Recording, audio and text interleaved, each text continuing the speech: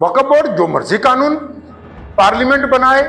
अरे जिन्होंने अपने लोगों को पार्लियामेंट में भेजना ही नहीं है और जिनको भेज रखा है, जिनको अपना लीडर बनाया, जिन मौलवियों को, जिन लीडरों को, उनमें से तो किसी ने इस्तीफा ही नहीं दिया।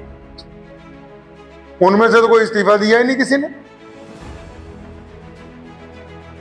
वो तो कह रहे जी धरना लगा। धरना लगाओ, धरने लगाने से क्या होगा? तुम ये क्यों नहीं कहते कि अपने लोगों को जिता के पार्लियामेंट में भेजो जो तुम्हारी बात करें, हुकूमत के साथ में।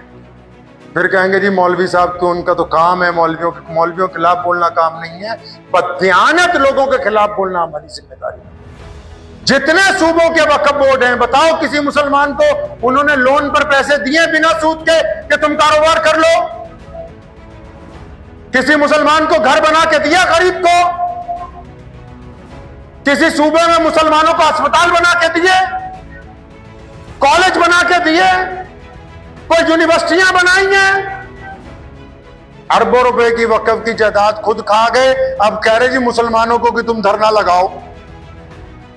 धरना गरीब मुसलमान लगाएं, 5 स्टार होटलों में ये ठहरे।